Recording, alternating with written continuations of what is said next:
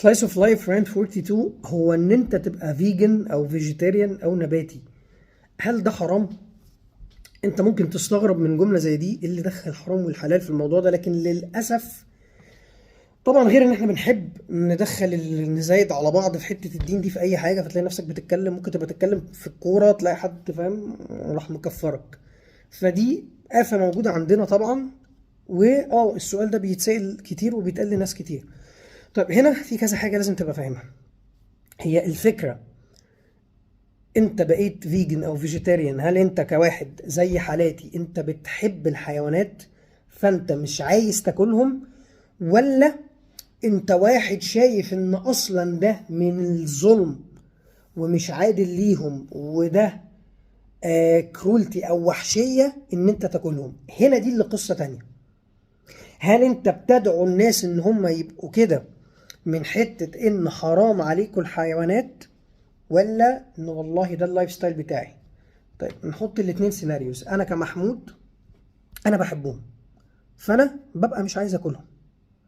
لا ليها علاقة ان انا شايف ان ده مش عدل، هو ليه ربنا اصلا يسمح بحاجة زي دي، او الوحشية والهمجية دي، انتوا ازاي بتاكلوا حيوانات، او ان انا بروح بدعو الناس يا عم حرام عليك سيب الحيوانات في حالها ما تاكل. لا لا، انا الحاجة الوحيدة اللي انا بدعو ليها مثلا حتة الطريقة اللي ممكن بيعامل بيها الحيوانات اللي هي اصلا مش موجودة عندنا في الدين.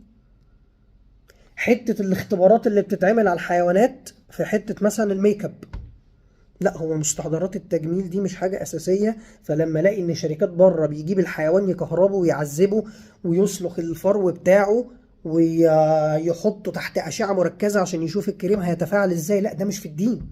فده لما أجي أقول لك حرام، لا والله الدين ما قالكش تعمل عليهم تجارب عشان تشوف البادي لوشن هيتفاعل إزاي ولا التان أويل هيحصل إيه. الدين ما قالكش ان انت تجيب حيوان مثلا زي البومه تنتف الرموش بتاعتها عشان تعملي منها الايلاش كيرلر، لا ده مش الدين. ففي حاجه مثلا زي اللبس، في شركات بره كبيره قوي انت هتتفاجئ، وشركات انت بتشتري منها بتسلخ الفرو والريش والشعر والحيوانات عايشه، ده مش في الدين. فدي الحاجات اللي انا ادعو ضدها.